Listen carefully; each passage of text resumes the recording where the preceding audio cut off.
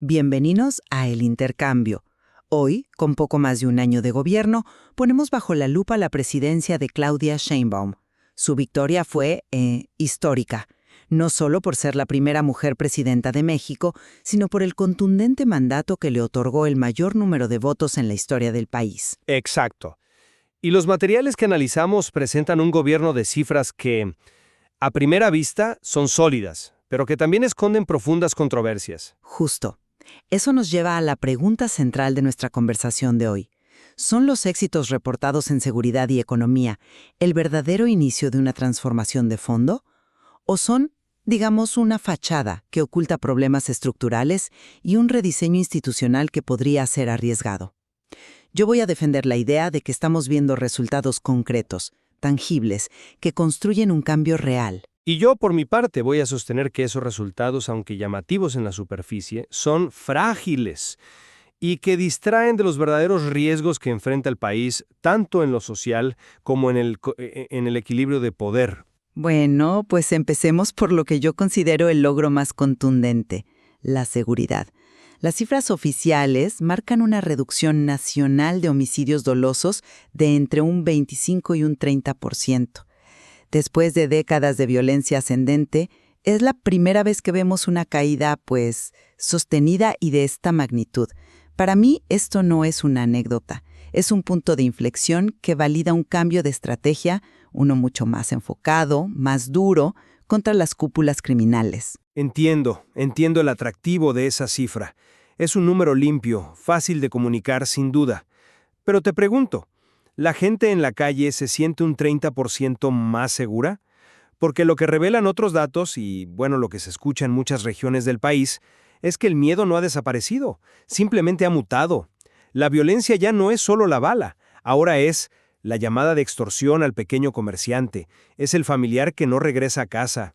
La cifra de homicidios por sí sola no puede capturar esa complejidad. Pero no podemos minimizarlo. Atacar el homicidio es atacar la manifestación más extrema de la violencia.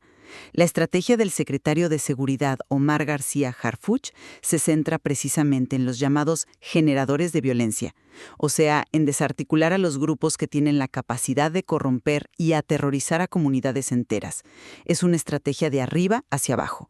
Claro que toma tiempo para que sus efectos se sientan en todos los niveles, pero es la primera vez que hay un plan coherente que va más allá del lema de abrazos, no balazos de la administración anterior. No, ahí es donde no estoy de acuerdo. Verlo así es demasiado simple.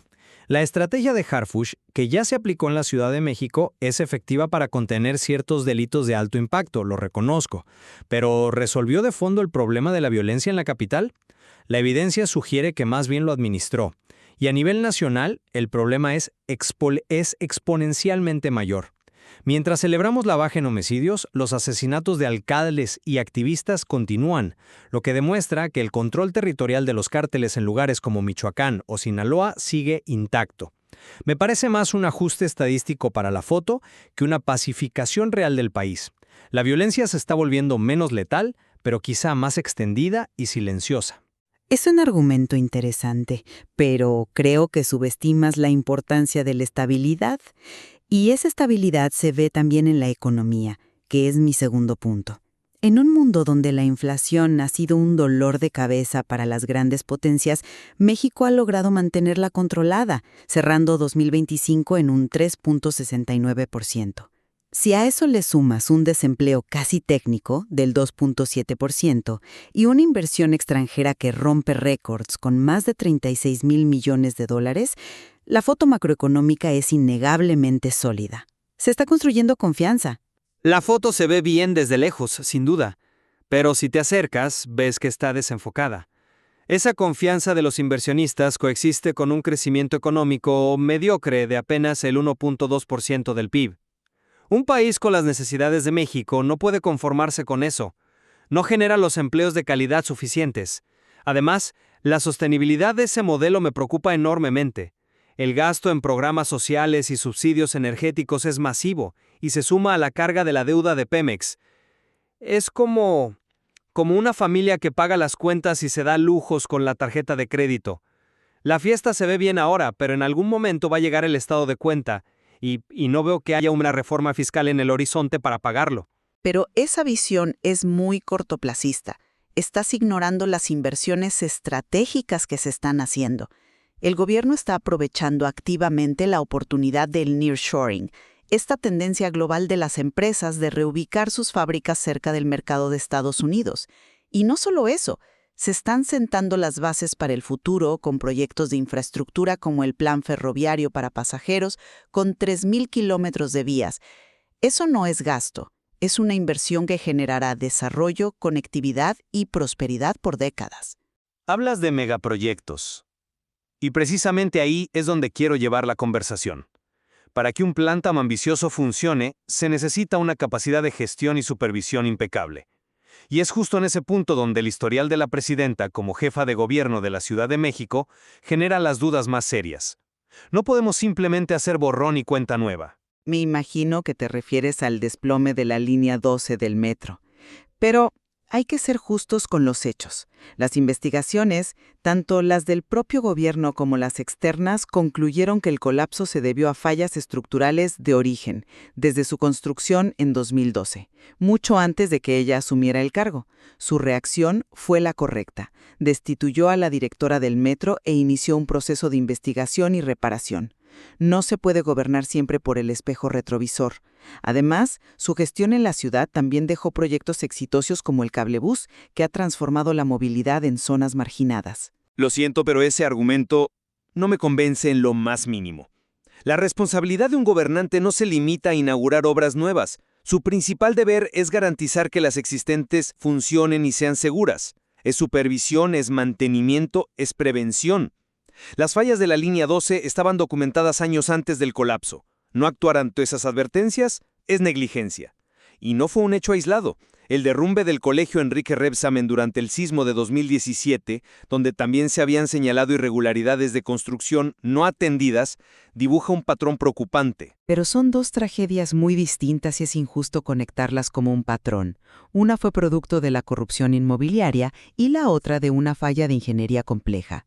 En ambos casos se buscaron responsabilidades. Insisto en que su legado en la ciudad también incluye una expansión sin precedentes de la red de Metrobús y una inversión histórica en transporte público.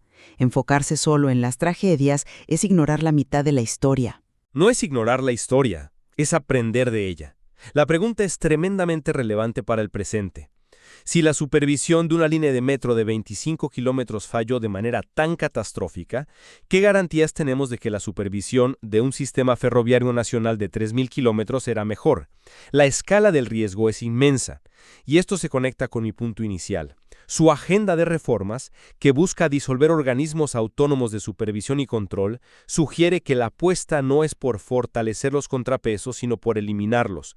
Lo que se está acumulando es demasiado poder en una sola persona, y la historia nos enseña que eso siempre es un riesgo para la democracia, porque la pregunta clave es, ¿quién le va a poner un alto? Yo lo veo de una forma completamente distinta. Esas reformas no buscan concentrar el poder, sino hacer más eficiente al Estado y eliminar burocracias que en muchos casos solo servían a intereses creados. La presidenta recibió un mandato abrumador para transformar al país y para hacerlo necesita las herramientas institucionales. No se puede hacer un cambio profundo con las mismas estructuras que generaron el problema. El respaldo popular que mantiene, por encima del 75%, demuestra que la gente confía en su dirección. Esa confianza popular es innegable, es su mayor activo político. Pero la democracia no es solo el gobierno de la mayoría, es también la protección de las minorías y el respeto a las reglas del juego. Usar la popularidad como justificación para desmantelar contrapesos es un camino peligroso que ya hemos visto en otras partes de América Latina. En resumen, desde mi perspectiva, el primer año de gobierno ha sido pragmático y efectivo. Ha entregado resultados medibles en las dos áreas que más le preocupan a la gente, la seguridad y la economía. Estos avances, sumados a una política social expansiva y validados por un apoyo ciudadano masivo, son los cimientos sólidos de un proyecto que busca, a largo plazo, revertir décadas de desigualdad y abandono. Y para cerrar mi argumento, a pesar de unas cifras macroeconómicas estables y la celebrada baja en un solo indicador de violencia, los problemas de fondo de México siguen ahí. El crecimiento económico no alcanza, la desigualdad persiste y la violencia se transforma en lugar de desaparecer. Y sobre todo, las serias dudas sobre su capacidad de gestión, basadas en un historial concreto y sus reformas institucionales, plantean una amenaza real al equilibrio de poderes del país. Creo que si en algo podemos coincidir es que el material que analizamos nos presenta un gobierno con un capital político y un poder inmenso, quizás como ningún otro en la historia reciente de México. Exactamente. Y al final, la verdadera prueba para esta administración, y quizás el punto central de nuestra conversación, será cómo se utiliza ese poder en los próximos 5 años. Si es para traducir los logros estadísticos en un bienestar real y equitativo para todos, o para consolidar un proyecto político a costa de las instituciones. El proceso, sin duda, invita a seguir observándolo